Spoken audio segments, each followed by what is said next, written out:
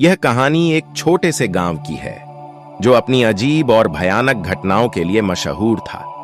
लोग इस गांव का नाम सुनते ही डर से कांपने लगते थे। गांव के चारों ओर एक घना जंगल था और जंगल में दाखिल होने की हिम्मत किसी की नहीं होती थी।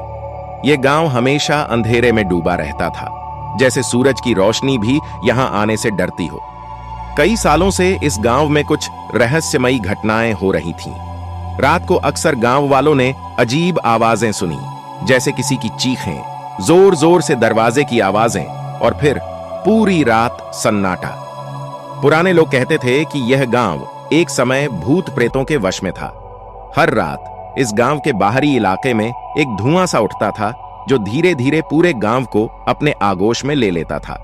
एक दिन एक बाहरी शख्स, आदित्य नाम का एक साहसी युवक, इस गांव के रहस्य को जानने के लिए आ पहुंचा। आदित्य का दिल बहुत मजबूत था और वह किसी भी चुनौती का सामना करने के लिए तैयार था। उसने गांव के लोगों से उन घटनाओं के बारे में पूछा, लेकिन कोई भी खुलकर नहीं बताता था। कुछ लोग कहते थे कि गांव में कुछ पुरानी आत्माएं बसी हैं, जबकि कुछ का कहना था कि यह सब एक काले जादू का काम है। आदित्य ने अपनी जांच शुरू की।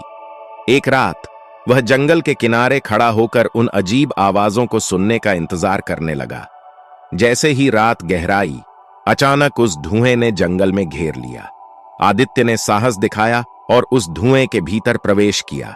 जंगल के अंदर उसे एक पुराना किला मिला जो सालों से वीरान पड़ा हुआ था।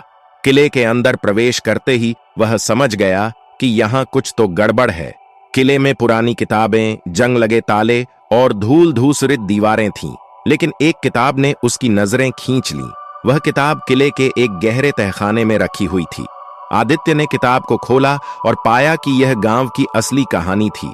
यह गांव कभी एक समृद्ध राज्य का हिस्सा था, लेकिन एक भयानक जादूगर ने इस गांव को शापित कर दिया था। किताब में लिखा था कि हर 50 साल में उस जादूगर की आत्मा वापस आती है और गांव के लोगों को अपने कब्जे में कर लेती है, और अब वह शाप फिर से सक्रिय हो चुका था। आदित्य ने सोचा कि अगर वह इस रहस्य को सुलझा लेता है तो गांव को शाप से मुक्त कर सकता है। लेकिन जैसे ही वह किले से बाहर निकला, उसे एहसास हुआ कि वह अकेला नहीं था।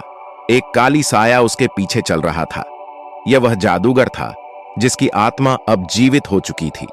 आदित्य ने दिल की धड़कन को काबू करते हुए अपनी समझ और साहस का इस्तेमाल किया। उसने एक जादुई तंत्र मंत्र पढ़ा जो उसने किताब में पढ़ा था, और उस जादूगर की आत्मा को पुनः बंद कर दिया। गांव का शाप समाप्त हो गया और धुआं छंटने के बाद गांव फिर से खुशहाल हो गया। आदित्य ने इस रहस्य को सुलझाकर गांव वालों को आजादी दिलाई। अब वह गांव शांत और सुरक्षित था, लेकिन गांव वालों का कहना है कि कभी कभी रात में फिर से अजीब सी खामोशी हो जाती है, जैसे कुछ खो गया हो। लेकिन अब कोई भी भूतिया गांव में नहीं आता। आपको यह कहानी कैसे लगी, कृपया कमेंट करें और इस वीडियो को जितना हो सके उतना शेयर कीजिए। वीडियो को लाइक करें और चैनल को सब्सक्राइब करें। मिलते हैं अगली कहानी में। धन्यवाद।